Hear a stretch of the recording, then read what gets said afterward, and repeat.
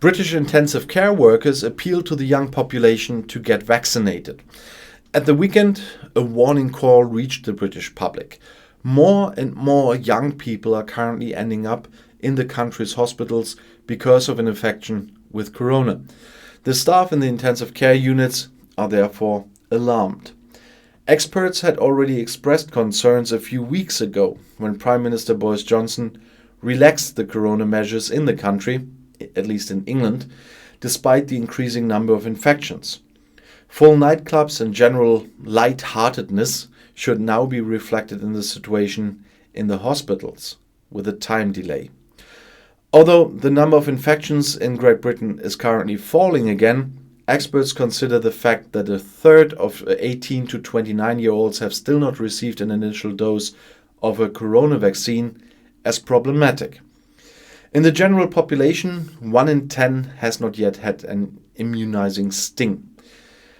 Young people generally have a lower risk of dying from COVID-19, but in an interview with The Guardian, intensive care nurse Samantha Bedrodden was concerned that her patients would be younger and younger. The vast majority of those in need of intensive care are unvaccinated. Some of them will die. It is heartbreaking for us to see people suffer unnecessarily, knowing that the vaccine could almost certainly have prevented this, said Bedrodden. She would look after patients in their 30s or even 20s who are physically fit and not previously ill. As a medical worker in an intensive care unit, I ask you to get vaccinated, Bedrodden made an appeal to the population.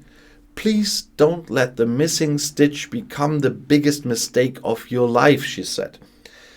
Adam Finn, a member of a vaccination committee at Bristol University, told the London radio station LBC that there were almost 200 hospital admissions of patients with an average of 40 years during the Delta variant wave in Bristol.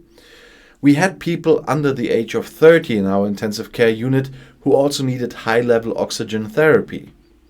This is not always irrelevant with young adults. At the moment, younger people are getting seriously ill, which is a good reason to think about a vaccination. Immunization would also reduce the risk of the virus being passed on, but it doesn't completely stop that. The latest corona data from England shows that the coronavirus is now largely rampant among young adults there, with cases in 16 to 24-year-olds being almost 6 times more common than in 50 to 69-year-olds. Saffron Caudry of the UK Health Authority NHS warned of long COVID in an interview with The Guardian.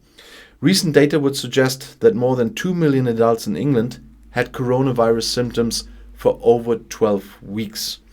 And the risk increases with age. But it is important that everyone, regardless of age, understands what it means to remain unvaccinated. And I'll see you in my next video. Bis gleich.